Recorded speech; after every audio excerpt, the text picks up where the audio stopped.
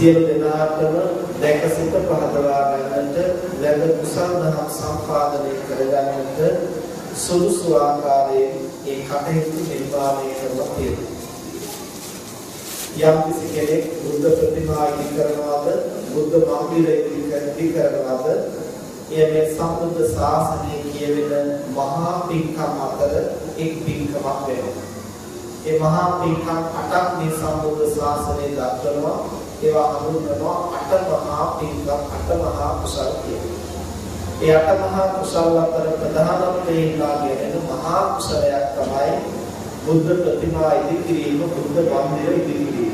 උපක් නිසාද ඒ බුද්ධ ප්‍රතිමා වහන්සේහි වැඩ සිටින තාක්කල් ඒ බුද්ධ මන්දිරයේ පවතින තාක්කල් සදැහැති දෙවි මිනිසුන් අප්‍රමාණ සංඛ්‍යාවකට කුසල් සිත් වඩවා ගන්නට වගේම මිත්‍යා දෘෂ්ටියේ තොරව සම්‍යක් දෘෂ්ටියට පැමිණෙන්නට තම තමන්ගේ ධර්මානුධර්ම චර්යාව පිළ කර ගන්නට මෙලොව පරලොව යහපත සිද්ධ කර ගන්නට ඒ බුද්ධ මන්දිරයේ බුද්ධ ප්‍රතිමාව මහෝපකාරී වෙන නිසා එනිසා මේ සම්බුද්ධත්ව ජයන්තිය නිමිති කරගෙන සම්බුද්ධත්ව ජයන්ති බුද්ධ මන්දිරයේ හැටියට නම් කරලා මේ හැම දිනාගේම දායකකාරකත්වයෙන් කැපවීමෙන් විශේෂයෙන් මේ දායක පිටු සිහිපත් කළා ආනන්දනේ අපට දුක හිතෙනවා.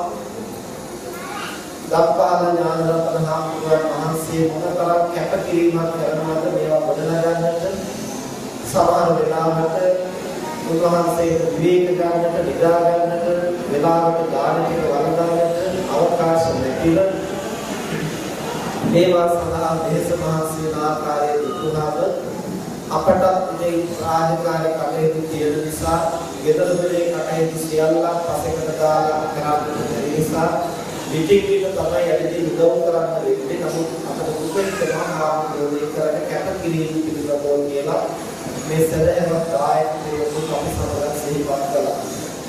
ඉතින් අපි එහිදී සඳහන් කළේ වයෝවෘද්ධ වෙලා තමන්ට අතපය මෙහෙवला වැඩ කරන්නට බැරි කාලෙට මේ ඉදිකිරීම ගොඩනැගීම් ආදී කරනවා කියන එක පහසු නැහැ. ඒ නිසා තරුණ වයසේ තරුණ ජවයේ තරුණ බලය කාය ශක්තිය චිත්ත ශක්තිය තියෙන කාලේ ගිහි පැවිදි හැමදෙනාම කුසල ධර්ම සම්පාදනය කරන්නට සම්බුද්ධ ශාසනය ආරක්ෂා කරගන්නට අපකැට වෙලා ක්‍රියාත්මක වෙන්න ඕනේ. ඒ නිසා ගම්පහළ ඥානරත්න හාමුදුරුවෝ ඒ සඳහා යම් උත්සාහයක් දරනවාද මේ පරිහාමුදුරු ටික සම්බුද්ධ ශාසනයට නිර්මාණය කරමින් සසුන රකින්නට යම් උත්සාහයක් ගන්නවාද මේ දායකකාරකාදී හැමදෙනාම ඒ සම්බුදු සසුනේ චිරස්ථිතිය සඳහා එහි දායකත්වයේ දරමින් ඒ සඳහා සහයෝගය දක්වමින් ක්‍රියා කිරීම මේ සම්බුදු සසුන නගා සිටවන්නට එබඳු භික්ෂුන් වහන්සේලා ආරක්ෂා කරගන්නට කැප වෙලා ක්‍රියා කිරීම ශාසනික වශයෙන් සිද්ධ කරන මහා මෙහෙවරක් වෙනවා. නිරන්තරයෙන් මේ සඳහා කැප වෙන්න බැරි වුණා තමන්ට ඉඩකඩ තියෙන හැම මොහොතකම අපි මේ සම්බුදු සසුනේ චිරස්ථිතිය සඳහායි මේ කටයුතු කරන්නේ. පුද්ගලයන් වෙනුවෙන්වත් එහෙම නැත්නම් විශේෂයෙන් ස්ථානයක් සඳහාවත් කියන පදන්නේ නෙවෙයි. අපි මේ සම්බුද්ධ ශාසනය පවත්වන්න සම්බුද්ධ ශාසනය ගොඩනගන්නට මේ කටයුතු කරනවා කියන අවබෝධය ක්‍රියාත්මක වෙන්න පුළුවන් නම් එබඳු පිටුතුන්ට අනන්ත සසරේ සැප පිණිස පවතින අටමහා කුසල වලට අයිති වෙන මහා පින්කම් හේතුවෙන් සිදු කරගන්නට පුළුවන් වෙනවා. මේ නිසා මේ වර්ෂයක් තුළ දේශ මහන්සි වෙලා මේ බුද්ධ මන්දිර ඉදි කරලා බුද්ධ ප්‍රතිමා ඉදි කරලා මේ වදින්නට පුදන්නට සුදුසු රමණීය භූමියක් බවට පත් කරලා මේ හැම දෙනාම අනන්ත සසරේ නිර්මාණ සුඛ සම්පත් ලබන්නට තම තම ප්‍රාර්ථනා කරන බෝධීන් සුවසේ නිවන් අවබෝධ කරගන්නට හේතු වෙන මහා පින්කමක් අපි හැමදෙනාම සිදු කරගත්තා කියන අද පිළිතුරු ධර්ම දේශනා කරන්නට අපි මාතෘකා කළේ බුදුරජාණන් වහන්සේ විසින් අපේ ජීවිතයේ දිහා ආපහු හැරිලා බලන්නට සුදුසු ආකාරයෙන් දේශනා කරන ලද ගාථා ධර්මයක්. තථාගතයන් වහන්සේ දේශනා කරනවා යෝචේ වස්ස සතං ජීවේ අපස්සං ධම්ම මුත්තම ඒකාහං ජීවිතං සෙය්‍යෝ පස්සතෝ ධම්මෝත්තම. යම් කිසි කෙනෙක් මේ ජීවිතේ වසර 100ක් පමණ ආයු කාලයක් ජීවත් වෙනවා නම් ඒක මහජනයාගෙන් කතා බහට ලක් වෙන කවුරු අගය කරන බොහොම උසස් දෙයක් හැටියට සමාජයේ හඟිනවා. නමුත් මිනිස්සෙකුගේ ජීවිතය ඒ ජීවත් වෙන කාල වකවානුව මත ඒ ජීවිතේ වටිනවද නැද්ද කියලා තීරණය කරන්න බැහැ කියන බව බුදුරජාණන් වහන්සේ දේශනා කළා. කෙනෙකුගේ ජීවිත කාලය වටින්නේ හෝ ඒතරත්තා ලෝක ධර්මතාවය පිළිබඳව තේරුම් අරගෙන කොතෙක් යහපත් ක්‍රියා කරනවද ඒ ප්‍රමාණය තමයි ඒතරත්තාගේ ජීවිතයේ උසස් පහත් භාවය තීරණය කරන්න පුළුවන්. කෙනෙක් වැඩි ආයු කාලයක් නිර්ණය කරනවා කියලා කියන එකේ තේරුම සසරෙන් ගෙනාවු කර්ම ශක්තිය භුක්ති විඳිනවා. දෙවියන් සහ මිනිසුන් කුසල ශක්තිය භුක්ති විඳලා දීර්ඝාස ලබනවා. ප්‍රේත, යක්ෂ, තිරිසන්, අසුර ආදී සත්වෝ අකුසල කර්මයෙන් භුක්ති විඳින්න දීර්ඝාස ලබනවා. දැන් ප්‍රේත ලෝකයේ සමහරට කල්ප ගණන් ආයුධ ප්‍රේතා ආශ වැඩි වුණා කියලා ඒ ප්‍රේතයා එහි අමුතු වෙනසක් ඇති වෙන්නේ නැහැ. තිරිසන් ලෝකයේ ඇතැම් තිරිසන් වෙනවා අවුරුදු 100 200 300 ජීවත් වෙන සත්ත්වෝ. එහෙම ජීවත් වුණා කියලා ඒ තිරිසන් භාවය අමුතු වෙනසක් සිද්ධ වෙන්නේ නැහැ. උපන්නේ තිරිසනා හැටියට තමයි නැරෙන්නේ තිරිසනා හැටියට. නමුත් මනුෂ්‍ය ජීවිතයේ තුළ තියෙන විශේෂත්වයේ විශිෂ්ටත්වය තමයි මේ මිනිසත් භවයේ යම් කිසි කෙනෙක් ජනිත වෙනවද ඒ තනත්තාට දවසින් දවස සතියෙන් සතිය මාසෙන් මාසෙ වසරෙන් වසර මනස වැඩි දියුණු කරලා උසස් මානසික මට්ටමක් ඇති තත්ත්වයට පමුණුවාගෙන උසස් මිනිසෙක් හැටියට අභාවයට යනවා. මේ කටයුත්ත සඳහා ගත කරන කාලය කොච්චරද කියන එක නෙමෙයි වැදගත් වෙන්නේ ජීවත් වෙලා ඉන්න කාල වකවානුව තුළ මේ කටයුත්ත හරියට කරනවාද නැද්ද කියන කාරණා. ඒ නිසා යම් කිසි කෙනෙක් වැඩි ආයු කාලයක් ජීවත් වෙනවා නම් ඒ වටිනා දෙයක් වෙනවා. හැබැයි එපමණකින්ම මේ මනුෂ්‍ය ජීවිතය උසස්යයි කියලා හංගින්නට පුළුවන් කමක් නැහැ. එවනම් කොහොමද මනුෂ්‍ය ජීවිතයක් වැදගත් වෙන්නේ? ඒකාහං ජීවිතං සෙය්‍යෝ පස්සතෝ ධම්මෝත්තම. මේ ලෝකයේ පිළිබඳව ජීවිතයේ පිළිබඳව ධර්මතාවය හරියට හඳුනාගෙන ඊට අනුගතව ජීවිතය පවත්වනවා නම් එබඳු තැනත්තා එක් දිනක් ජීවත් වෙලා මිය ගියත් ඒ ආත්ම භාවය ශ්‍රේෂ්ඨයි. ඒ මනුෂ්‍ය ජීවිතය අර්ථ සම්පන්නයි කියලා බුදුරජාණන් වහන්සේ දේශනා කළා. තථාගතයන් වහන්සේ දක්වනවා සාමාන්‍ය සතෙක් සහ මිනිසුන් අතර බොහෝ සමානකම් පවතී. සාමාන්‍ය සතෙක් මේ ලෝකයේ උපදිනකොට මව්පියන්ට දාව උපදිනවා. මනුෂ්‍ය දරුවෙකුත් මව්පියන්ට දාව උපදිනවා. මේ කාරණේ දෙගොල්ලම සමානයි. තිරිසන් සතා කුඩා කාලේ අම්මා තාත්තා ඇසුරේ ජීවත් වෙනවා. මනුෂ්‍ය දරුවා පුංචි කාලේ අම්මා තාත්තා ඇසුරේ ජීවත් වෙනවා. මේ කාරණේ දෙගොල්ල සමානයි. ඒ වගේම තිරිසන් සතා තරුණ වයසටපත් වෙනකොට තමන් තනියෙන් හරි හම්බ කරගෙන කන්න බොන්න පුරුදු වෙනවා. මනුෂ්‍ය දරුවා ලොකු මහත් වෙනකොට දැනුගත්කම් ඇති කරගෙන රැකී ආරක්ෂා කරගෙන තනියෙන් හම්බ කරගෙන කාලා මේන ජීවත් වෙන්න පුරුදු වෙනවා. මේ කාරණේනු දෙගොල්ල සමානයි. ඊළඟට තිරිසන් සතා තරුණ වයසටපත් වෙනකොට තමන්ගේ වර්ගයේ කෙනෙක් සමග මුසු වෙලා කම්සක වෙදමින් පරම්පරාව ලෝකයට ජනිත වෙනවා. මනුෂ්‍ය දරුවා තරුණ වයසටපත් වෙනකොට තමන්ගේ වර්ගයේ කෙනෙක් සමග මුසු වෙලා කම්සක වෙදමින් තමන්ගේ පරම්පරාව ලෝකයට දායාද කරනවා. තමන්ගේ වර්ගයේ කෙනෙක් කියලා කියන්නේ සිංහලද දෙමළද මුස්ලිම්ද කතෝලිකද කියන එක නෙමෙයි මනුෂ්‍ය වර්ගයේ. එබඳු කෙනෙක් සම්බන්ධ කරගෙන කම්සක වෙදමින් පරම්පරාව ජනිත කරනවා. මේ කාරණේනු දෙගොල්ල සමානයි. ඊළඟට තිරිසන් සතා තමන් කැමති දේවල් වෙනකොට සතුටු වෙනවා අකමැති දේවල් වෙනකොට දුක් වෙනවා. මිනිස්සු කැමති දේවල් වෙනකොට සතුටු වෙනවා අකමැති දේවල් වෙනකොට දුක් වෙනවා. මේ කාරණේ දෙගොල්ලම සමානයි. කලක් තිරිසන් සත්වයා සතුටු වෙමින් දුක් වෙමින් මෙසේ ලෝකයට ප්‍රතිචාර දක්වමින් ජීවත් වෙලා තමන්ගේ වර්ග පරම්පරාව ඉදිරි කරලා තමන් බුදකලාව යනවා. මනුෂ්‍ය සත්වයා රුචි අරුචිකම් මත ඇලෙමින් ගැටෙමින් ජීවත් වෙලා කලක් ගේන තමන්ගේ පරපුර ලෝකෙට ඉදිරි කරලා බුදකලාව කියනවා. මේ කාරණේ දෙකොල්ල සමානයි. බුදුරජාණන් වහන්සේ දේශනා කරනවා මේ ටික පමණක් නම් ජීවිතේ සිද්ධ කරන්නේ ඒ තනත්තාගේ ජීවිතය අර්ථ සම්පන්න මනුෂ්‍ය ජීවිතයක් නෙවෙයි නිකම්ම නිකන් සත්ත්ව ජීවිතයක් තිරස්චීන ජීවිතයක් පමණයි. ඒ සත්ත්ව ජීවිතයක් තිරස්චීන ජීවිතයක් කියන්නේ සතෙක් කරන જાති තිරිසනෙක් කරන જાතිකට අමතර දෙයක් කරනවද? එතකොට කෙනෙකුට හිතෙන්න පුළුවන් මනුෂ්‍යයාගේ කොයිතරම් විශේෂත්වයක් තියෙනවා. විවිධ භාෂා ශාස්ත්‍ර ඉගෙන ගන්නට පුළුවන්, රටේ කෙළවර දක්වා ලෝකයේ කෙළවර දක්වා ගමන් කරන්නට පුළුවන්, විද්‍යාත්මක දැනුම තියෙනවා, ගොඩනැගිලි හදන්නට පුළුවන්, නොයෙක් જાති හිතලා මතලා කරන්නට පුළුවන්. කොච්චර විශේෂත්වයන් මිනිස්සු තුළ තියෙනවා. මේකක්වත් මනුෂ්‍යත්වයේ විශේෂත්වයන් නෙවෙයි පිටුතුනි. මනුෂ්‍ය නැමැති සත්‍යය තුළ ඒ කර්ම ශක්තියෙන් ජනිත වෙන යම් යම් විශේෂතා.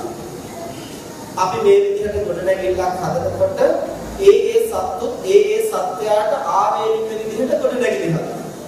දැන් අර කුබල්ලු කියලා පුංචි සත්තු జాතියක් ඉන්නේ. ඒ සත්තු පොඩියට මැටි කුලියක් එනලා පුංචි කුඹල්ගයක් හදනවා. අපි ඒක හදන්න ගියොත් අපිට හදන්න බැහැ. අපි මේ වගේ ගොඩනැගිල්ලක් හදනවා. එතකොට ඌ හදන එක අපට හදන්න බෑ, අපි හදන එක උඩ හදන්න බෑ. ඉතින් වෙනසක් නැහැ. අපට අනන්න විදිහට අපි හදනවා, උඩ අනන්න විදිහට ඌ හදනවා. අමුත්තක් නැහැ. ඊළඟට භාෂා කතා කියලා ඉන්නගෙන අපි භාෂා 10ක් කතා කරන්න පුළුවන්. අවසානයේ කරන්නේ මොකද්ද? අදහස් සෝමාරු කරගන්න. සත්තු තමන්ට ආවේනික භාෂාවකින් අදහස් සෝමාරු කරනවා. බල්ලා පුරනවා, පුරුෂයාව කියනවා, හරකම්බේ කියනවා, කොහොමද අදහස් සෝමාරු කරන්නේ? අපට උගේ භාෂාව තේරෙන්නේ නැහැ, උන්ට අපේ භාෂාව තේරෙන්නේ. හැබැයි ඒ අපි බලනකොට තිරසන් සත්තු පොඩ්ඩක් ඉදිරියෙන් ඉන්නවා. ඒ අපි කියන භාෂාව උන්ට ටිකක් තේරෙනවා. ඌ කියන භාෂාව අපට තේරෙන්නේ නැහැ. දැන් බල්ලට අපි කතා කරන එක තේරෙනවා. ඌසට අපි කතා කරන එක තේරෙනවා. හරකට අපි කතා කරන එක තේරෙනවා. හැබැයි හරක මොකක්ද කියන්නේ, බල්ල මොකක්ද කියන්නේ කියලා සමහරවිට අපට තේරෙන්නේ නැහැ. ඒ අතර බැලුවෙන් පස්සේ භාෂා කතා කිරීම අතර බැලුවම සත්තු ඉදිරියෙන් ඉන්නවා මිනිස්සුන්ට වඩා. ඒකනම් ඒකත් අමුතු මනුෂ්‍යත්වයේ විශේෂත්වයක් නෙවෙයි. ඊළඟට විවිධ තාක්ෂණික වශයෙන්, විද්‍යාත්මක වශයෙන් විවිධ තරතරම් වලට දියුණු වෙලා මේක හැකියාවක් ඇති කරගෙන තියෙනවා. උඩින් යන්න පුළුවන්, ලෝකේ පරතර දකින්නට පුළුවන්. මේවා තාක්ෂණික වශයෙන් දියුණු කරලා තියෙනවා. මේවා අමුතු විශේෂත්වයක් නෙවෙයි. කපුටට උඩින් යන්න පුළුවන්. ප්‍රේතයාට පුළුවන් නොයෙක් රූපමවල්. අසුරයාට පුළුවන් ප්‍රාතිහාර්ය දක්වන්න. ඒ නිසා අසුරයා කියලා කියන්නේ අකුසල කර්මයෙන් උපන් සතර අපායෙහි උපන් අපාගතික සත්‍යය. කපුට කියලා කියන්නේ තිරිසන් අපායෙ උපන් තිරිසනෙක්. නමුත් උඩ උඩින් යන්න පුළුවන්. ඉතින් කපුටට උඩින් යන්න පුළුවන් කියලා ඌ පූජනීය වෙනවා. එහෙම වෙන්නේ ඒකේ සත්ව ගතියට ආවේනික ලක්ෂණය. ප්‍රේතයාට යම් ආකාරයෙන් බෙලී හිටින්නට පුළුවන් කියලා විවිධ ආකාරයෙන් මිනිසුන්ට දර්ශනය වෙන්නට පුළුවන් කියලා ප්‍රේතයා පූජනීය වෙනවා. එහෙම වෙන්නේ ප්‍රේත ලෝකයේ තියෙන එක්තරා විශේෂ ලක්ෂණයක්. අසුරයාට පුළුවන් දෙවියන්ට වගේ නොයෙක් රූප මවන්නට නොයෙක් ආකාරයෙන් විවිධ ආකාරයෙන් පෙනී. එම පෙනී හිටියයි කියලා අසුරයා අපාගතික තත්ත්වයෙන් නිදහස් වෙන්නේ නැහැ. ඒ අසුරයාගේ යම් උසස් බවක් ලැබෙන්නේ නැහැ. අසුරයා අකුසල කර්ම වේගයෙන් එහි ඉපදිලා දුක් විඳිනවා. ද්වේෂේ බහුල කොට ජීවත් වෙනවා. ඒ ආදීනලිය උට තියෙනවා. හැබැයි ඒ ආත්ම භාවයේ යම් කිසි ප්‍රාතිහාර්යාත්මක ශක්තියක් තියෙනවා. එනම් මේවා පූජනීය ලක්ෂණ නෙවේ. මේවා සත්ත්ව ගතියේ යම් විශේෂතා. එනම් කොහොමද මේ සත්ත්ව ගතියට අමතරව මිනිස්යා වෙනස් වෙන්නේ? මනුෂ්‍යත්වය කියන එක කොතනින්ද වෙන්නේ? මනුෂ්‍යත්වයේ වෙන්නේ ධර්මෝ හිතේසං අධිකෝ විශේෂෝ. ධර්මයෙන් තමයි වෙනස් වෙන්නේ. මොකක්ද ධර්මය කියලා කියන්නේ? කල යුත්ත නොකල යුත්ත, හොඳ නරක, කුසලය අකුසලය, පාපය පින, හේතුව ඵලය මේවා වෙන්කොට හඳුනාගෙන අයහපතෙන් වැළකීලා යහපතේ යෙදෙන්නට පුළුවන් නම් එය හඳුන්වනවා ධර්මානුධර්ම චර්යාවයි කියලා. මෙන්න මේ ප්‍රතිපත්තිය තමයි මනුෂ්‍යයා සහ සත්වයාගේ වෙනස ප්‍රකට. එතකොට කෙනෙකුට හිතෙන්න පුළුවන් අපට ඔය තේරෙනවා. තේරුණාට විතරක් උසස් වෙන්නේ නැහැ. සත්තුන්ට සමහර જાති කියලා දුන්නම තේරෙනවා. මනුෂ්‍යයා කියලා කියන්නේ තේරෙනවා කියන එක විතරක් නෙවෙයි තේරෙන දේ නිවැරදිව පුරුදු කරන්න ඕනේ. දැන් සමහරු කියන්නේ ආමුදුරනේ තරහ යනවා කරන් හොඳ නැහැ කියලා තේරෙනවා. හැබැයි නවත්ත ගන්න බෑ. ඉතින් නවත්ත ගන්න බැරි නම් මනුස්ස නෙවෙයි. මනස උසස් වෙනා නැහැ. තරහ ගන්නේ හොඳ නැහැ කියලා තේරෙනවා. තේරුණා කියලා ඉතින් මොකක්ද කියන්නේ? තේරෙන එකේ ප්‍රයෝජනේ තියෙන්නේ ඒක ක්‍රියාත්මක කරන්න පුළුවන්. ඉතින් ඒක බැරි නම් ඔය දැන් අද කාලේ තියෙන පරිගණක යන්ත්‍රවලට කම්පියුටර් වලට නොයෙක් යාත් දාන්න දාලා ඊළඟ ප්‍රශ්නයක් අහන්නත් මොකද උත්තර දෙනවා. රොබෝට් කෙනෙකුට දත්ත ටික අතුල් කරලා පස්සේ ප්‍රශ්නයක් අහපුවම උත්තර දෙනවා. එහෙනම් ඒ උපකරණයට තේරෙනවා නේද? එහෙනම් ඒ උපකරණයක් වන්දනීයද පූජනීයද? අපි අහන ප්‍රශ්නට උත්තර දෙනවා කියන්නේ. යමක් සැලසුම් සාගතව කියන්න පුළුවන්. ලෝකයේ යම් යම් ධර්ම සංස්කාරයන් අපේ මනසට ගොඩනගා ගත්තාම අපිට යමක් මේක මෙහෙමයි කියලා එහාට මෙහාට පෙරලලා තේරුම් ගන්න පුළුවන්. මේක අමුතු විශේෂත්වයක් නෙමෙයි. ඒක සත්ව ගතියේ සුවිශේෂ ලක්ෂණයක් පමණයි. හැබැයි මනුෂ්‍ය කියන උසස් මනසක් ඇති බව තීරණය වෙන්නේ මේ හොඳ නරක තේරුම් අරගෙන නරක වෙන් කරලා හොඳ පුහුණු කරන්න පුළුවන්. අයහපතින් වෙන් වෙලා යහපත ප්‍රගුණ කරන්න පුළුවන්. දුරාචාරයෙන් දැහැමලා සදාචාරයෙන් පිළිපන්න පුළුවන්. අකුසලයේ දුරු කරලා කුසලයේ වඩවන්නට පුළුවන්. මෙසේ පුළුවන් නම් තමයි උසස් මනසක් ඇති සත්වයක සාමාන්‍ය සතෙකුට වඩා වෙනස් කියලා තථාගතයන් වහන්සේ දේශනා කළා. ඒ නිසා පින්වතුනි අපිට මේ ලෝකයේ තුල මේ මනුෂ්‍යත්වයේ ප්‍රගුණ කරන්න බුදුරජාණන් වහන්සේ ධර්මානුධර්ම ප්‍රතිපත්තිය අපට දේශනා කළා. හැබැයි ධර්ම කියනකොට ගොඩාක් දෙනෙක් පටලවා ගන්නවා අපෝ මේ ධර්මය අසුර කරන්නට ගියොත් නම් අපිට ඉතින් මේ තරුණ වයසේම අපිට කම්සක විඳින්නට අවස්ථාවක් නැති වෙයි. ඉහි ජීවිතේ අපි බලාපොරොත්තු වෙන දේවල් කරගන්නට ඉඩක් නැති වෙයි. මේ ධර්ම මගට යොමු වුණා. ඒ නිසා ඉතින් ටිකක් වයසට ගිහිල්ලා නම් ධර්මයට ලඟුණාට කමක් නැහැ. දැම්ම නම් ඕනේ කියලා සමහර කෙනෙකුට හිතෙන්න පුළුවන්. එතකොට මේ ධර්ම කියලා කියන්නේ Tamanta ගිහි සැප අහිමි කරන එකක් නෙමෙයි. ගිහි සැප හරි පැවිදි සැප හරි ලෞකික සැප හරි ලෝකෝත්තර සැප හරි හරියට ලබන්නට නම් මේ ධර්ම දැනගන්න. ඒ ධර්ම කියලා කියන්නේ යමක් වරදින්නේ කොහොමද විකෘති වෙන්නේ කොහොමද අයහපත් ප්‍රතිඵල ඇති කරන්නේ කොහොමද දුක ඇති කරන්නේ කොහොමද ඒ ක්‍රමයෙන් ඈත් වෙලා යහපත සුවය සහනය සැපත ඇති වෙන ආකාරයට දේවල් පුහුණු කිරීම තමයි ධර්මානුධර්ම ප්‍රත්‍ය තුලින් සිද්ධ වෙන්නේ. ඒ නිසා මේ ධර්ම මඟ පුහුණු කිරීම තුළින් යම් කෙනෙකුට ලෞකික ජීවිතයේ සැප සම්පත් අවශ්‍ය නම් ඒ සම්පාදනය කරගන්න පුළුවන්. ලෝකෝත්තර සැප සම්පත් අවශ්‍ය නම් ඒ සම්පාදනය කරගන්න පුළුවන්. ලෞකික අපේක්ෂා එපාය කියලා අපිට ප්‍රතික්ෂේප කරන්න බෑ. අපිට නිවන් දකින්නකම් ලෞකික අපේක්ෂා තියෙනවා. අපි හොඳ ඉගෙන ගන්නට ඕනේ, නැගී ආරක්ෂාවක් හොයා ගන්නට ඕනේ, සල්ලි හම්බ කරන්න ඕනේ, විවාහ වෙන්නට ඕනේ, දරුවන් හදන්නට ඕනේ, ගේ දොර ඉඩ කඩම් ගන්නට ඕනේ, යාන වාහන තියෙන්නට ඕනේ. මේවා නැත්නම් කෙනෙකුගේ ජීවිතය අර්ථ සම්පන්න වෙන්නේ නැහැ. ඒ නිසා බුදුරජාණන් වහන්සේ දේශනා කරන අත්ති සුඛය ගිහියෙකුට අවශ්‍යයි. අත්ති සුඛය කියන්නේ මොකක්ද? මට ජීවත් වෙන්න මේ සම්පත් තියෙනවා. එහෙම හිතන්නට බැරි වුණොත් ඒ මනුස්සයාගේ ජීවිතය සුවපත් නැහැ. එක පැත්තකින් අඩාලයි. ඒ නිසා ගිහියෙක් වුණාම තමන්ට මේ දේවල් තියෙනවා කියලා සතුටු වෙන්න පුළුවන්.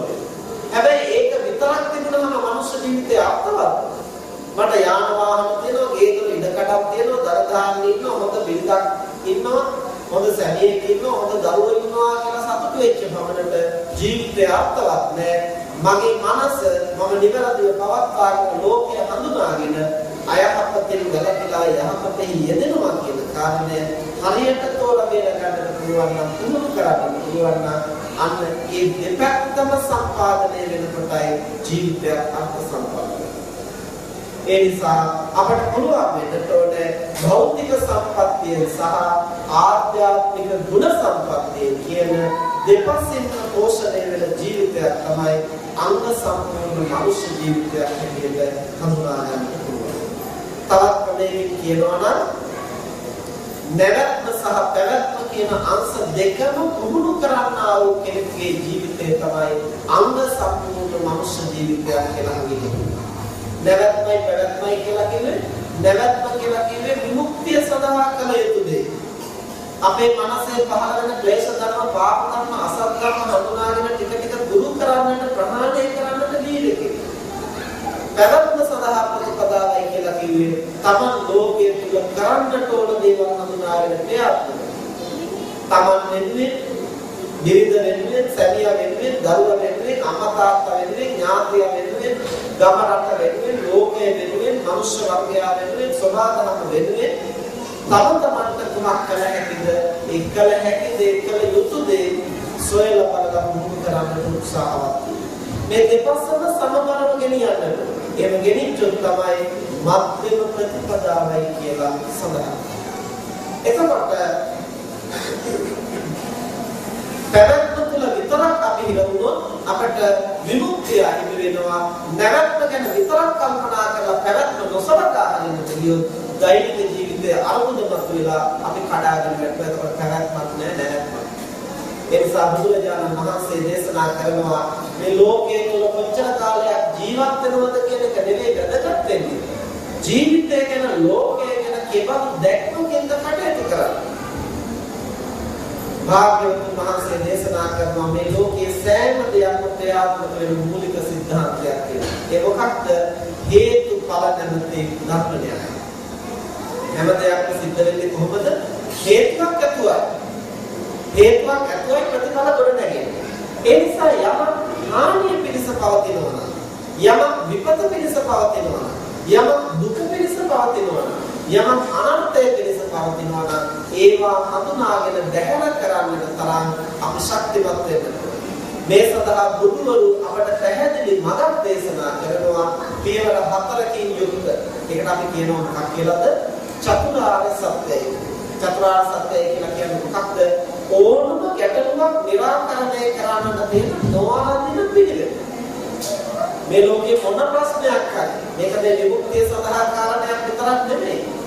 බඩේ අමාරුවක් ගැන හිතලා බලුවොත් ඒකට හරියට ප්‍රතිකර්ම කරන්න නම්, සුව කරන්න නම් ওই චතුරාර්ය සත්‍ය කියන පිළියම තමයි අපිට කරන්න තියෙන්නේ. මොකක්ද? ඉස්සෙල්ලාම හඳුනා ගන්න ඕනේ ප්‍රශ්න මොකක්ද? ඊළඟට ඒකට හේතුව මොකක්ද? ඊළඟට තුන්වෙනි කාරණේක වෙනස් කරන්නේ කොහොමද? ඊළඟට හතරවෙනි එක තමයි ඒ සඳහා කර යුත්තේ මොකක්ද? මේ ටික හරියට හඳුනන්නේ නැතුව දිසේ යතුමකට බඩේ කැක්කමකටවත් අපිට පිළියම් දෙන්න පුළුවන් කමක් නැහැ. ගෙදරපොතේ ඇති වෙන ප්‍රශ්නයකට, අමුකරුවන් කියන ප්‍රශ්නයකට, අරුමුදයකට, ආයතනික ප්‍රශ්නයකට අපිට පිළියම් දෙන්නට බෑ. මේ කාරණා ටික හරියට හඳුනා ගන්න නැතුව. ඒ නිසා ලෞකික ජීවිතය තුළ අරුමුද හඳුනා ගන්නට අපට මේ ධර්ම භාවිතා කරන්නේ නැතිනම් ඒකටත් විමුක්තිය සඳහා මේ ධර්ම උදව් කරගන්න පුළුවන් වෙනවා කියන එක අභව්‍ය කාරණා. තේන දේවත් කරන්න බැරි නම් උපලෙනේ අපේ කරන්නේ. ඒ නිසා මුලින්ම උත්සාහ කරන්නට ඕනේ මේ තථාගත සත්‍යයේ විමුක්තිය සඳහා විමුක්තිය ඉලක්ක කරගෙන තමයි අපි පුරුදු කරන්නේ. හැබැයි මේ අපට දෛනික ජීවිතයේ පෙනෙන, ඇසෙන, දැනෙන ගැටලු निराකරණය කරන්න අපි මේ ධර්ම ප්‍රායෝගිකව යොදා ගන්නවද නැද්ද? මේ යොදා ගන්නේ නැතිනම් ඒකලත්තාට නිකම්ම නිකන් අර කතාවට කියන්නේ ජනවහරේ මේක කතා තියෙනවට අර බුදු පදින්නට ගියන් පස්සේ ගෙදර නම් මහා දාත පොතක් තියෙනවා. නමුත් එකක්වත් මතක නැහැ. ගෙදර මහා පොතක් ඇත, එකක්වත් මතක නැහැ. එහෙම වුණාට ඒ ධර්මයෙන් ඇති ප්‍රයෝජනයක් අපි ගොඩාක් ධර්ම කාරණා අහන තියෙනවා, ගොඩාක් ධර්ම කාරණා දැනගෙන තියෙනවා. දැනගත්තට වැඩක් නැහැ. මේක අවශ්‍ය තැනදී පුහුණු කරන්නේ නැතිනම්. ඒ නිසා පුද්ගලයෙකුගේ ජීවිතය තුළ වැදගත්ම සාධකය වෙන්නේ කොතෙක් බණ අහනවද කියන එක නෙවෙයි, කොතෙක් බණ කියනවද කියන එක නෙවෙයි, කොතෙක් බණ ලියනවද කියන එක නෙවෙයි. වැදගත්ම සාධකය වෙන්නේ කොතෙක් කල් දහම් අසමින් පින්කම් කරමින් ජීවත් වෙනවද කියන එක නෙවෙයි. වැදගත්ම වෙන්නේ ඒ අහන දහම අපි කොතෙක් දුරට ජීවිතේ ප්‍රගුණ කරනවද. වෙන්නේ ඇයි වෙනතුනේ? මේ ජීවිතය තුළ මහා අර්බුද ගොඩක්. කතා කරන අය බැලුවොත් ප්‍රශ්න ගොඩක්. දැන් මේ දවස්වල දවසකට දුරකථන ඇමතුම් 25ක් ආවොත් ඕකෙන් අනිවාර්යෙන් 20ක්වත් අර්බුද. එක්ක ලෙවලෝක එක්ක පවුල් වල ප්‍රශ්න එක්ක මානසික ප්‍රශ්න මොනවා යම්කිසි මධ්‍යස්ථ කාරණයකට කතා කරන්නේ දවසකට දුරකථන පාඩේට 25ක් ආවොත් ඕකෙන් 5ක් 2ක් 3ක් විතර තමයි සාමාන්‍ය කරුණු වල. අනිත් ඔක්කොම ජීවිතේ අර්බුද. එතකොට ඇයි ජීවත් වෙනවා කියලා කියන්නේ මහා ප්‍රශ්න ගොඩක්. ඇයි අපි මේක හරියට හඳුනාගෙන යන ගමනක් කරනවා. එතකොට මේ ගැටලු තියෙන තැනට තමයි අපිට දහම ඕනේ. නමුත් උගක් දෙනා කල්පනා කරන්නේ අපේ මේ ප්‍රශ්නත් එක්ක නම් භාවනා කරන්න බෑ. මේ ප්‍රශ්නත් එක්කලා නම් මේ දහම මොහොත කරන්න බෑ. මේ ප්‍රශ්න ටික ඉවර වුණාට පස්සේ නම් මම මොකද භාවනා කරන්න කාලේ හදාගන්නේ.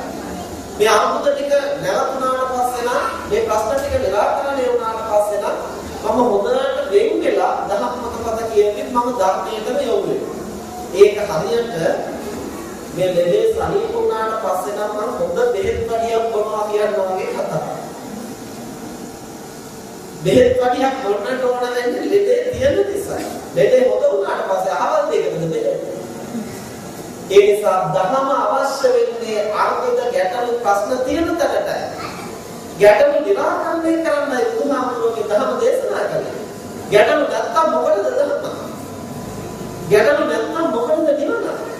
මෙතනදී අපි හිතන හැටියට පතන හැටියට බලාපොරොත්තු වෙන හැටියට සියල්ල සමුද්‍රමත් වෙනවා නම් අපි කාටවත් නිවන් දකින්න ඕන වෙනවද?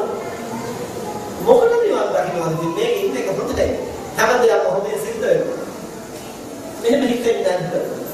එහෙම හිතන්න විදිහක් නැහැ. ඒතරම් ජීවිතය අර්ථද නිසා කොහොම හරි මේකෙන් ගැලවෙන්න හොඳයි කියලා හිතේ. ඒ නිසා මට නම් හිතෙන්නේ මිනිස්සුන්ට ටික ටිකවත් ප්‍රශ්නේ මේක හොඳයි. එහෙම නොවුනොත් කවුදාවත් නයිස් කම්මි පිළිවෙලව සංකල්පනාවක් පත්කෙන්නේ නැහැ. අපි දුක් විඳින්න අකමැති තමයි. ජීවිතේට අර්බුද කරදර සංතාප එන එක හොඳ නැහැ තමයි. හැබැයි එහෙම සංතාප කරදර අර්බුද නැහැ කැමති විදිහට හැමදේම සිද්ධ වුණොත් නම් මේ සත්‍ය කිසි කලෙක නිවන් දකින්නවා තියා නිවන පිළිබඳව සංඥාවක් කරගන්න නැහැ. අපේ පන්සලේ හවස පොයේ දවසට හවස ධර්ම සාකච්ඡාව කරන්නේ අපි. හැමදාම ධර්ම සාකච්ඡාවට ප්‍රශ්න යොමු කරන්නට කියලා මොන ටිකකුයි පෑනකුයි පෙට්ටියකින් තියලා තියෙනවා ලියලා දාන්න. දිනක් එක අම්මා කෙනෙක් ප්‍රශ්නයක් ලියලා යොමු කරලා තිබුණා. මොකක්ද අහලා තිබිච්ච ප්‍රශ්නය? හැමෝටම මේ නිවන් දකින්න මේක දුක්ඛයි මේවා අත්හරින්න මේවා කරදර ඕන කියනවා. අපේ ජීවිතවල දුක් පවතිනවා. අපි හොඳට සැමියාත් එක්ක, දරුවෝත් එක්ක, ගේදොර මේවා සකස් කරගෙන අපි ඉතාම සතුටෙන් ජීවත් වෙනවා. ඉතින් මේ මෙච්චර හොඳට අපි ඉන්නේ ඇයි මේක එපා කියන්නේ? ඇයි මේක අතාරින්න කියන්නේ? එනවා මේ අම්මා ප්‍රශ්නයක් අහලා. දැන් මේක බැලුවටම කෙනෙකුට හිතෙන්න පුළුවන් මොනතරම් ලාමක බොළඳ කතාවක්ද මේ අහලා තියෙන්නේ. ඒක බොළඳ කතාවක් නෙමෙයි කාගේ මනසේ ක්‍රියාත්මක කරන මූලික ධර්මතාවයයි ඒ අම්මා නිර්භයව විමසලා. අනිත් අය මේව අහන්න බයයි. හැබැයි ක්‍රියාත්මක වෙන්නේ ඔය ස්වභාවය. Tamanට ඕන හැටියට දේවල් සිද්ධ වෙනවා නම් අහවල් දෙයකටද අතහරින්නේ. එනිසා පින්නතුනේ ජීවිතයේ අර්බුද අපි කැමති නැහැ තමයි ඒ වගේ වෙනවට. නමුත් ඒ අර්බුද සංතාප ගැටුම් ප්‍රශ්න මේවා එනකොට තමයි කොයි මේක නම් වැඩි කාලයක් පවත්වන්න පුළුවන් එකක් නෙමෙයි. මට නම් දැන් එපා වෙලා තියෙනවා. ඔය විදිහෙන් කියා මුලින්ම කරන්නේ ගැටෙන එක තමයි. හැබැයි ගැටිලා හරි ඒකෙන් ඉවත් වෙන්න උත්සාහ කරනවා. පස්සේ මධ්‍යස්ථව නෛෂ්ක්‍රම්‍ය සම්පාදනය කරන්නේ කොහොමද කියලා හඳුන්වනවා. ඒ නිසා අපි කැමති මිනිස්සු සැපසේ ජීවත් වෙනවා දකින්න ඒක දෙත්තා සංකල්පනාවක්. ඒක මුදිතාවයි. හැබැයි ඒ මුදිතාව එහෙම තිබුණා වුණත් කරුණාව පැත්තෙන් බලනකොට නම් මිනිස්සුන්ට ටික විචින් විතර දුක්ඛම් කන්න පැමිණෙන එක හොඳයි කියලා කියන්නට පුළුවන්. එහෙම නැති වුණොත් මේ දුක් වලින් කවදාවත් මිනිස්සු එතන වෙන්නට සංඥාවක් ඇති කරන්නේ නැහැ. ඒ නිසා මේ චතුරාර්ය සත්‍ය පිළිබඳව මේ ධර්මතාවයේ පළවෙනිම පියවර තමයි මොකද්ද? දුක්ඛ සත්‍ය. ඉතින් අපි මෙච්චර දුක් විඳිනවා නම් අපිට මේක වැටහෙන්නට එපා. අපි මෙච්චර දුක් විඳලා තේ අපිට දුක්ඛ සත්‍ය වැටහෙන්නේ නැද්ද? වැටහෙන්නේ නැත්තේ ප්‍රධාන කාරණයක් නිසා අපි දුක් විඳිනවා විනා දුක අවබෝධ කරන්නේ. දුක ප්‍රතික්ෂේප කරනවා විනා දුක අවබෝධ කරන්නේ. ඒ නිසා දුක් විඳාට දුකින් ඈතර වෙන්නේ නැහැ. දුකත් එක්ක ගැටුණාට දුකින් ඈතර වෙන්නේ නැහැ. දුක කියන්නේ මොකක්ද කියලා හඳුනගන්න. උදාහරණයක් හැටියට ගත්තොත් යම් කිසි කාරණයකට තමන්ට තරහයි. අපෝයි තරහ ගන්න එක හොඳ නැහැ කියලා ඒකත් එක්ක පොරැල්ලුවට හරියන්නේ නැහැ. පොරැල්ලන එක නෙමෙයි කරන්න නැත්තේ දැන් මට තරහ ආවා. මොකක්ද දැන් මගේ මනසට දැනෙන්නේ? මගේ මනස ඇතුලේ මොකක්ද වෙන්නේ? ඉතා කල්පනාකාරීව තමන්ගේ මනස දෙසට අවධානය යොමු කරලා බලන්න ඕනේ. එහි ක්‍රියාත්මක වෙන ධර්මතාවය මොකක්ද? මනස දිහාට අවධානය යොමු කරන්න අමාරු නම් කණ්ණාඩියකටවත් ගිහිල්ලා බලන්න ආරිතා. මූණට මොකද වෙලා තියෙන්නේ? එතකොට ඒ ඇස්ෙන් පොඩ්ඩක් බලන්න පුළුවන් මනසට මොකද වෙලා තියෙන්නේ? රූපේ වෙච්චම විපරීත වෙනත් නම් හිතට මොකක් වෙලා? ඇයි මෙහෙම වුනේ? මේ පිළිබඳව අවධානයෙන් දකින්නට පුළුවන් නම් තමයි ද්වේෂයේ තියෙන ආදීනවය, ඒකේ තියෙන නපුර, ඒකේ තියෙන බරපතලකම අපිට දැනෙන්න පටන් ගන්නවා. එහෙම නැත්නම් අපිට කවදාවත් තරහ ගන්න එක හොඳ නැහැ කියලා බුදුහාමුදුරෝ දේශනා කළාට අපිට තරහ ගන්න එක නවත්තන්න බෑ. තරහ ගන්න එක හොඳ නැහැ කියලා හාමුදුරෝ දේශනා කළාට අපිට තරහ ගන්න එක නවත්තන්න බෑ. තරහ ගන්න එක බුදුහාමුදුරෝ එපා කිව්වත්, හාමුදුරෝ එපා කිව්වත්, පොතේ ලියලා තිබුණත්, ගලේ කොටලා තිබුණත් ගඩන්නේ තමන්ට වැටහෙන්නට ඕනේ මේ තරහ ගැනීමෙන් මෙන්න මේ විදිහේ අනතුරක් සිද්ධ වෙනවා. අන්න දුක වටහා ගන්න. අන්න ප්‍රශ්නේ වටහා ගන්න. අන්න අර්බුදේ වටහා ගන්න. අර්බුදේ හරියට වැටුණාට පස්සේ තත්ත්වයන් නිතරම යොමු වෙනවා. ඇයි මොකද කරන්නේ? මොකද්ද මේකට හේතුව? මෙන්න සිතන්නට ඒතරත් අපේ. මේක පෙරත් මේ කරුණ මම විදින් විතර ධර්ම දේශනාවලින් දේශනාවෙන් දේශනා කරලා තියෙනවා. මේ නැවත නැවතත් මේ කරුණ කියන්නේ අපිට බොහෝ කරුණ වශයෙන් දැනගන්නවාට වඩා එකම කාරණය. නැවත නැවත අහලා නැවත නැවත සිතලා නැවත නැවත කල්පනා කරලා හරියට හඳුනාගෙන ප්‍රතික්‍රියාවයි අවශ්‍යයි. ඒ නිසා බුදුරජාණන් වහන්සේ දේශනා කරන දුක පිළිසිඳ දැනගන්න.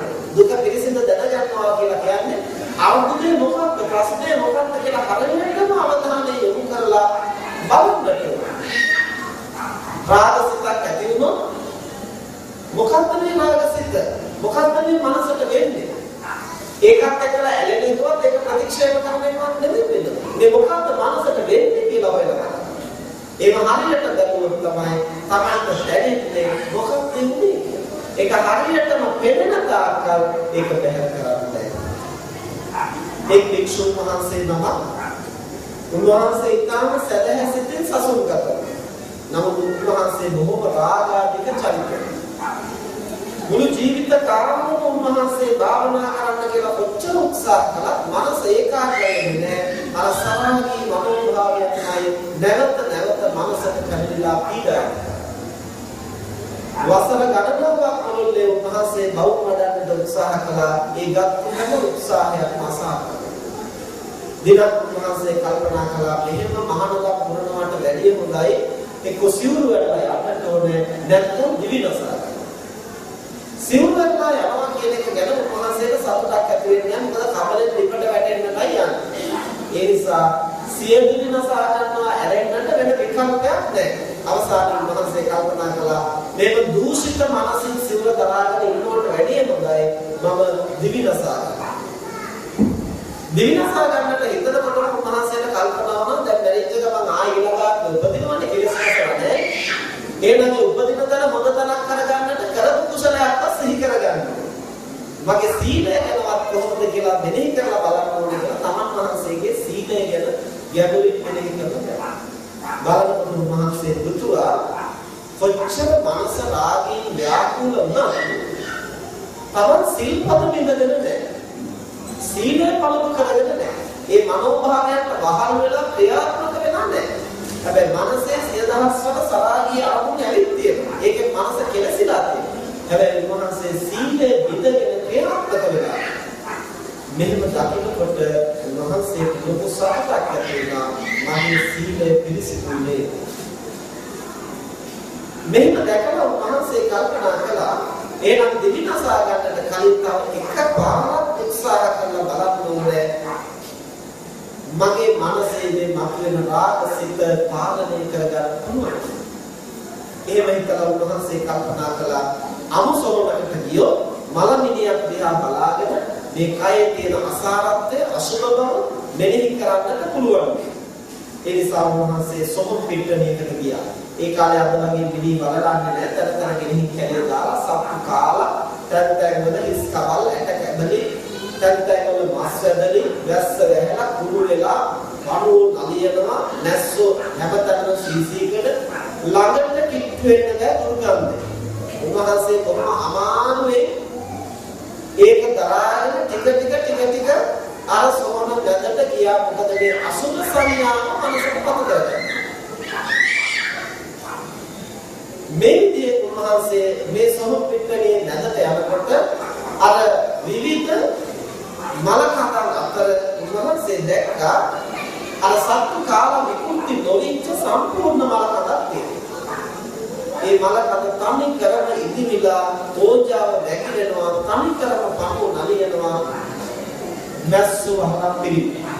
උන්වහන්සේ කල්පනා කළා මේ මල කඳ නම් හොඳයි අසුබ සංඥාව පතු කරා.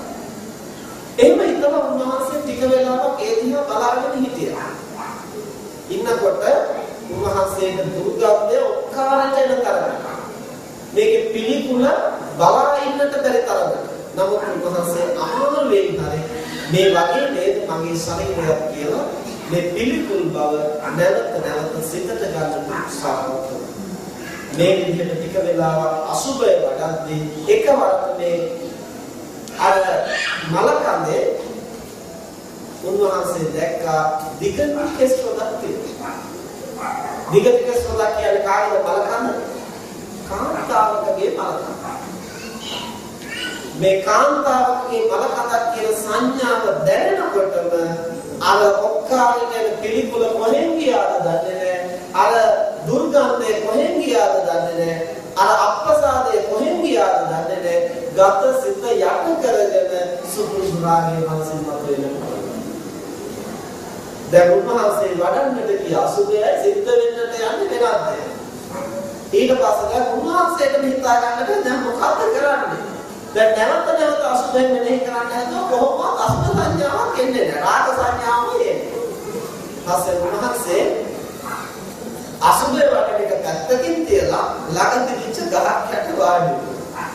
වාඩි වෙලා උන්වහන්සේ කල්පනා කළා දැන් මේ මට මොකද්ද වෙන්නේ? එක්ක මේ මට උමතුවක් හැදීගෙන යනවද? නැත්නම් මේ ප්‍රකෘති ස්වභාවය. උන්වහන්සේ දිගින් දිගට කල්පනා කළා මේ පිළිකුල් සහගත බලකඳ දැකලා සිහි කල්පනාව තියෙන මනුස්සයෙකුට නම් රාගය ඇති වෙන්න පුළුවන්. උන්වහන්සේට හොඳටම වැටහෙනවා මේ කුණු කොටට නම් රාගසිතක් ඇති වෙන්න සාමාන්‍ය සිහි කල්පනාව තියෙන මිනිහෙකුට නම් එහෙම වෙන්න විදිහක් නැහැ. තරම්ම පිළිකුල් බලකඳ. එහෙනම් මගේ මනසට කොහොමද රාගය ඇති වෙන්නේ? උන්වහන්සේ ගැඹුරට කල්පනා කළා.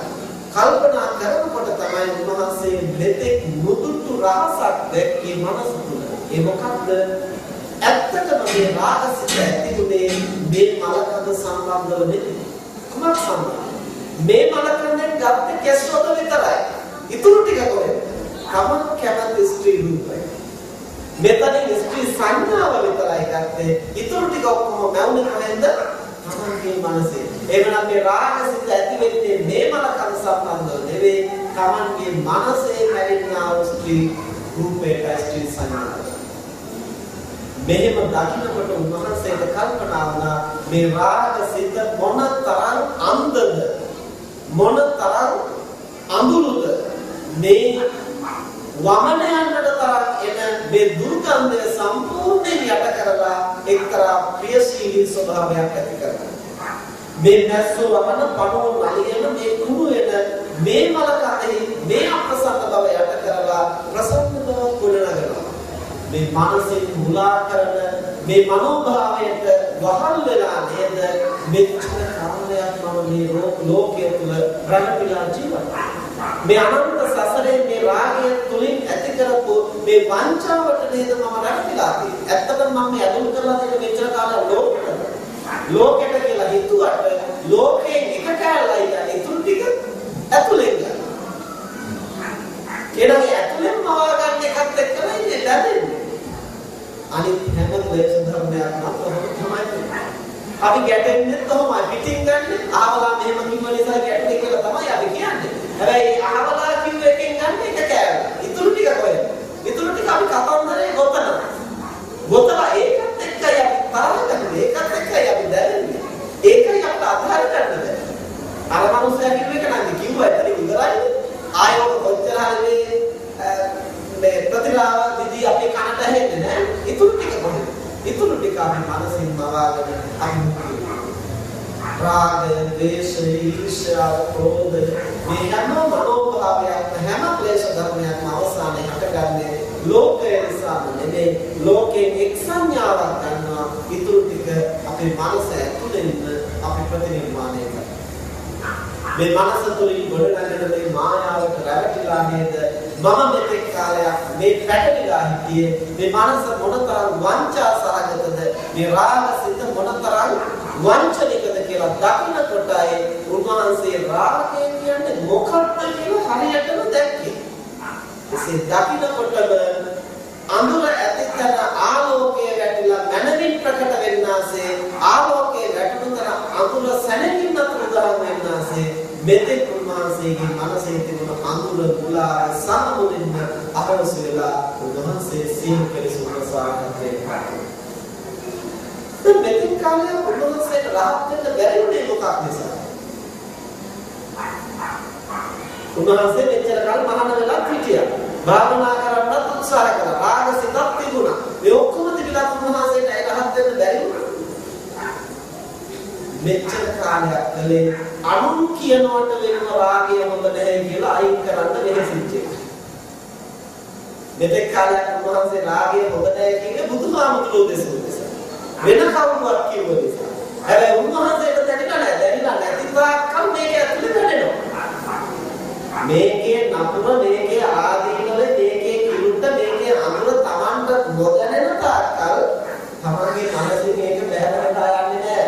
බුදුවරු 10 දෙනෙක් එකතු වෙලා 10 පොලක ඉඳගෙන අපට බණ දෙසුවා. අපිට මේක වැටහෙන්නේ නැහැ. අපේ මනසින් මේ කාරණේ දකිනවා. ඒ නිසා එතෙන් කාලයක් උන්වහන්සේ අනුන් කිව්වට වෙන රාගය දුරු කරන්න උත්සාහ කළා. මේ කියන දවසේ තමයි රාගය කියන්නේ මොකක්ද කියලා උන්වහන්සේ හරියටම දැක්කා.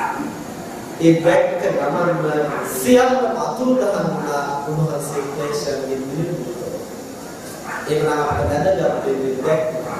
ඒ නිසා බුදුරජාණන් වහන්සේ දේශනා කරනවා යෝචේ වස්ස සතං ජීවි අපස්සං ධම්මමුක්ඛම ඒකාං ජීවිතං සේයෝ පස්සතෝ ධම්මමුක්ඛම.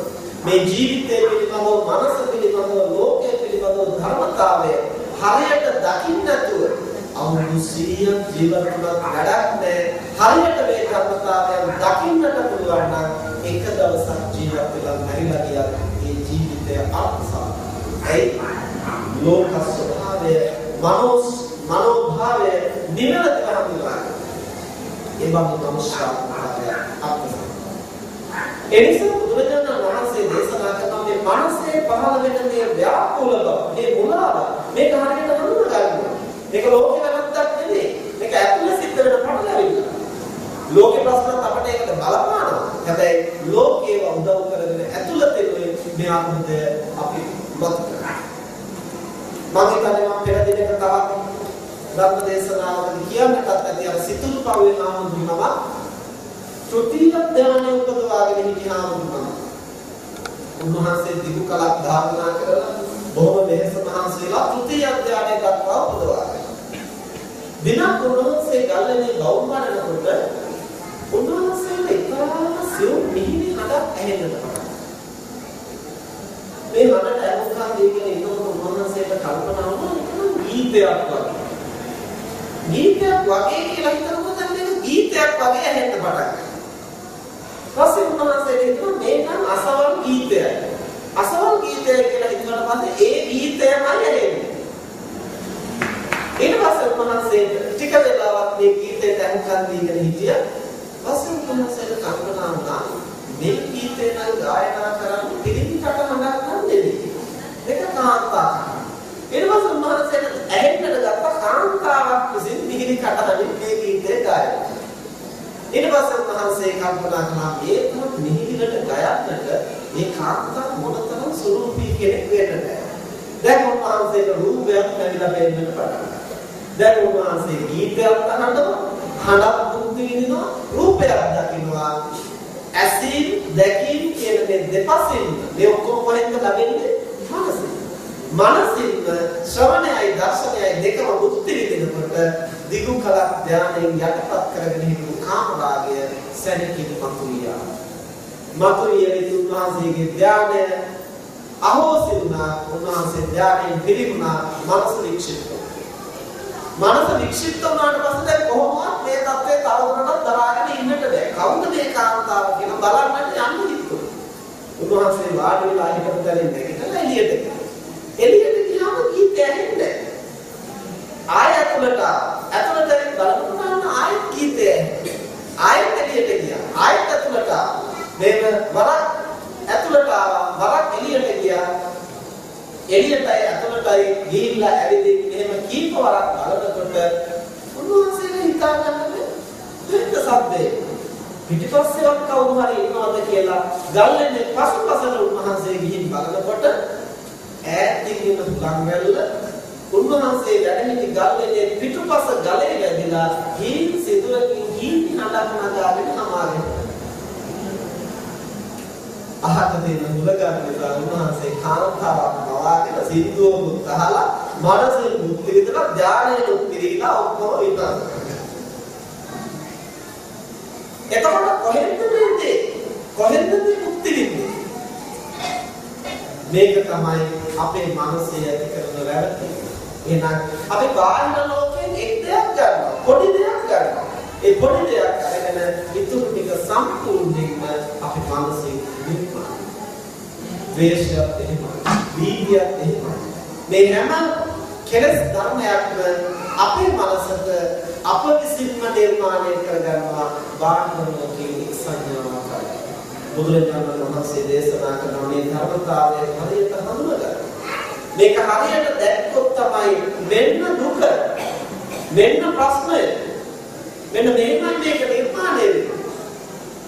අපි අද කරන්නේ ඒ ප්‍රශ්නෙත් එක්ක පොරාලනවා. රාගය මතුනහම ඒකත් එක්ක පොරාලනවා. ද්වේෂය මතුනහම ඒකත් එක්ක පොරාලනවා. ඒක නැත්නම් මේ රාගය කියන්නේ ද්වේෂය කියන්නේ ඇති වෙන අමතර ප්‍රතිඵලයක් තමයි ප්‍රශ්නේ තියෙන්නේ. හැබැයි ප්‍රශ්නේ නෙමෙයි. දැන් හිසේ කැක්කම කියන්නේ ඇත්තටම නෙමෙයි. දැන් හිසේ කැක්කම කියලා කියන්නේ තවත් ලෙඩක අතුරු ඵලයක්. උණ කියලා කියන්නේ ලෙඩේ. උණ කියලා කියන්නේ ලෙඩක් නෙමෙයි. තවත් ලෙඩක අතුරු ඵලයක්. එහෙනම් බොහෝ දෙනා ඒ අතුරු ඵලය අල්ලගෙන ඒකට පිළියම් යොදන්න හදනවා විනා ලෙඩේ මොකක්ද කියලා හරියට තේරුම් ගන්න. හිසේ කැක්කමක් නම් වේදනානාශකයක් ගත්තාම ඒක යටපත් වෙනවා. හැබැයි ලෙඩේ ඒක ඇතුලේ. උඩට නම් වේදනානාශකයක් ගත්තාම උණ බහිනවා. හැබැයි ලෙඩේ වගේ ඇතුලේ. එහෙනම් බුදුහාමුදුරුවෝ දේශනා කරනවා ජීවිතය හොඳින් පවත්වා ගන්න.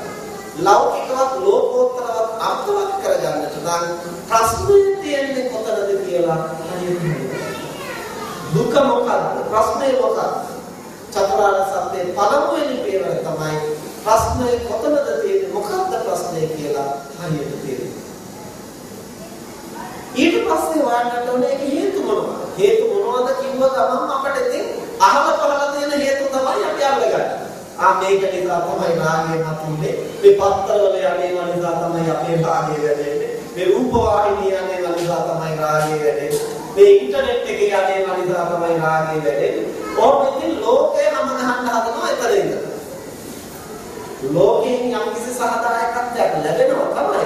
හැබැයි මේ මොකක් උදව් කරගෙන හරි අපේ මනස විනාශ කරගන්න අපි ඒ තුලින් ගන්නා තරහාවේ මොකක් නිසාද කිව්වොත් මේ මේගොල්ලෝ අපේ කුලම්ම කරනවා මේගොල්ලෝ පිට කරනවා අපිට ඉන්න දෙන්නේ නැහැ පිට සක්සුන් කරගෙන අපිව කේන්ති ගස්සනවා එහෙම තමයි කියන්නේ. ඒතර අනුන් තමයි වැරදිකාරය. අපි නෙමෙයි වැරදිකාරය.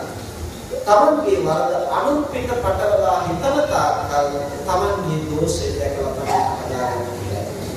ඒ නිසා ප්‍රශ්නය හරියට දැක්කේ නැත්නම් ප්‍රශ්නේ හේතුව දකින්නේ ප්‍රශ්නය මතුවෙන්නේ තමන්ගේ මනස තුළින් කියලා හරියට පේනවා නම් ඒකට හේතුව දැනගන්න වෙන්නේ එතනයි කියලා තමන්ට දැනෙනවා.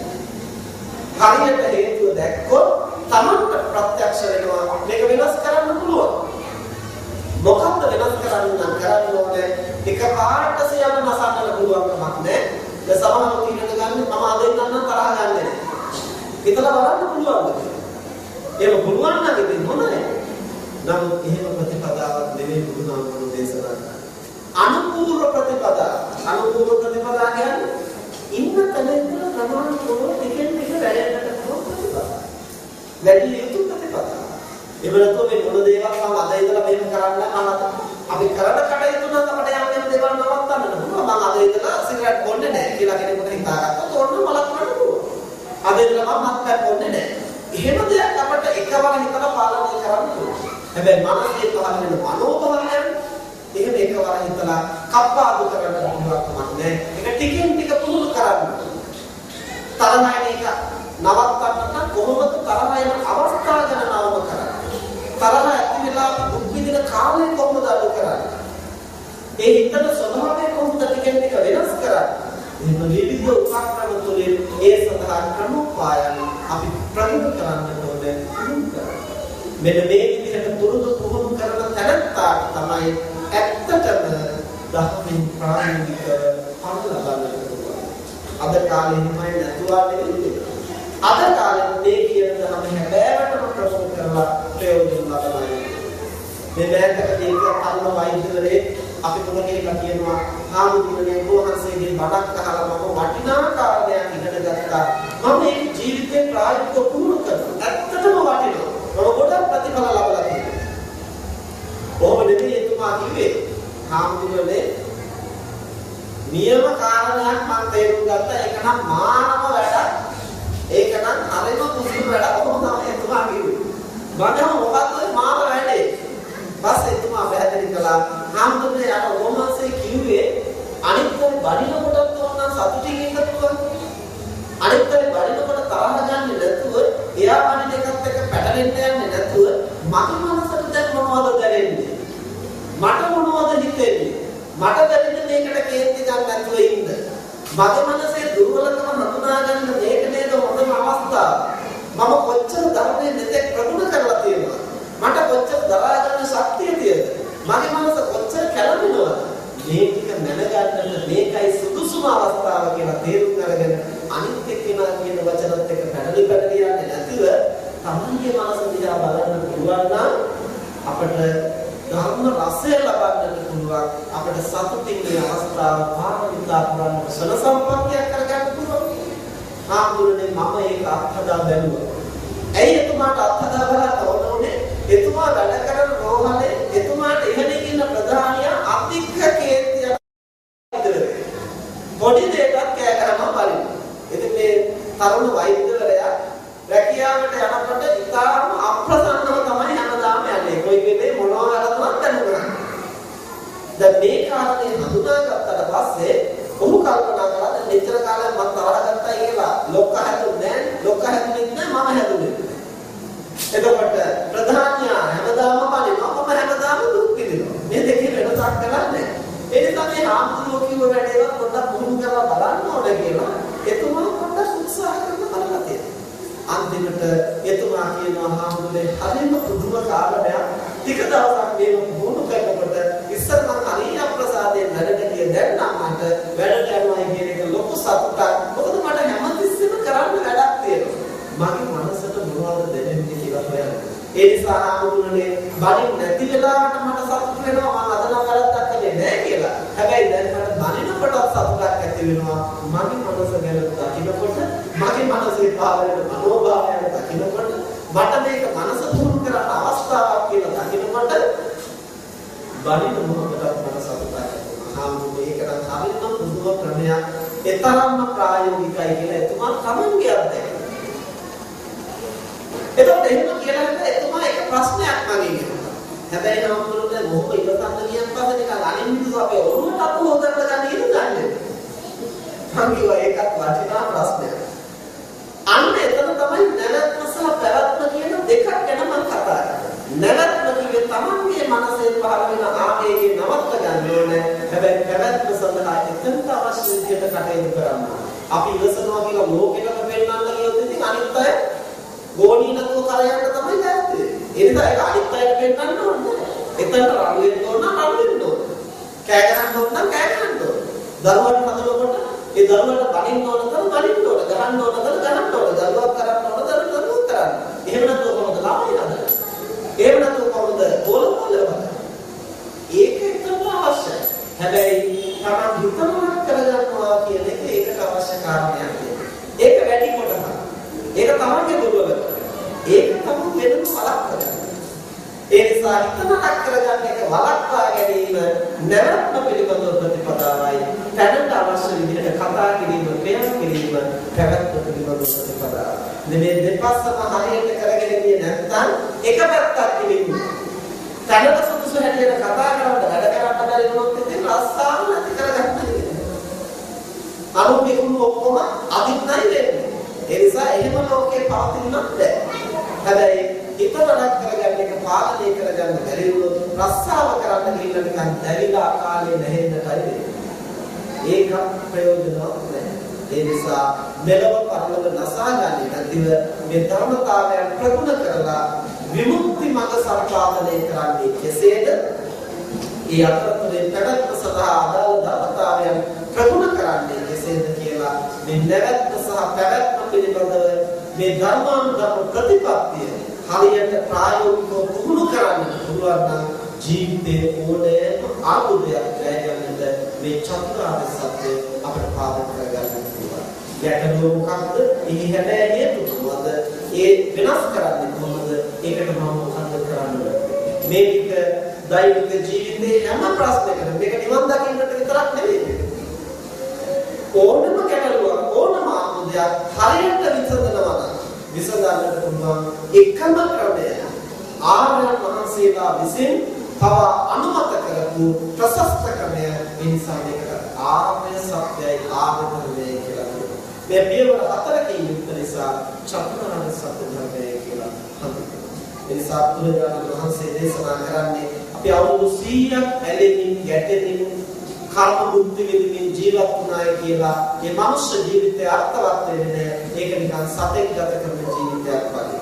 මනුෂ්‍යත්වයේ අර්ථවත් වෙන්නේ හොඳ නරක කළ යුතු නොකළ යුතු තේරුම් අරගෙන දුක වේදනාව හඳුනාගෙන ප්‍රශ්න අර්ථය හඳුනාගෙන ඒවා වෙනස් කරගන්නට ක්‍රියාත්මක වෙන්නට තරම් උසස් මනසක් ඒ සඳහා පුහුණු කරන්නට පුළුවන් හැකියාව යම් කෙනෙක් තුළ පවතිනවා නම් අන්නේ තැනත්තා උසස් මනසක් ඇති කෙනෙක්. එබඳු ප්‍රායෝගික පුහුණුවක් තුළ එබඳු විසත් දැක්මක් තුළ තමයි මනුෂ්‍ය ජීවිතය අර්ථවත් වෙන්නේ. එසේ ලෝකයේ මනස නැනවි හඳුනාගෙන පුරුදු පුහුණු කරන තැනත්තා වසර 100ක් නෙමෙයි එක දවසක් ජීවත් වුණත් මේ මනුෂ්‍ය ජීවිතය අර්ථ සම්පන්නයි කියලා බුදුරජාණන් වහන්සේ දේශනා කළා. ඒ නිසා මේ කරුණ නැනවි සිහියේ පවත්වාගෙන දෛනික ජීවිතයේ ලැබෙන හැම අවස්ථාවක්ම අත්දැකීම් කරගනිමින් තම තමන්ගේ මනස පුහුණු කරන්නට ලෞකික වශයෙන් හෝ සංසාරික වශයෙන් තමන්ගේ ජීවිතයට බලපවත්වන ආර්බුද ගැටලු ප්‍රශ්න නැදමින් හඳුනාගෙන ඒවායි හේතු මොකක්ද වෙනස් කරන්නේ කොහොමද ඒ සඳහා කල යුත්තේ කුමක්ද කියන මේ චතුරාර්ය සත්‍ය ධර්මයේ නුවණින් සිහියෙන් දීගෙන ප්‍රගුණ කරන්නට හැමදෙනාටම ශක්තිය ලැබේවා කියලා ආශිර්වාද කරනවා. මෙතෙක් වෙලා ආශ්‍රය කිරීම තුළින් සිදු කරගත් සියලු කුසල් දෙවියන් සහිත ලෝකයාට නිය පරිවර්තී ඥාතීන්ට අපරිණාමවත් බුදු පසේ බුදුමහරහතන් වහන්සේ විසසී තනදා උතුම් වූ නිවනින් සැනසීම පිණිස හේතු වේවා. ආකාසත්තා චුම්මත්තා දේවානාගා මහිත්‍තිකා පුඤ්ඤන්තං නමෝදිත්වා චිරං රක්ඛන්තු ශාසනං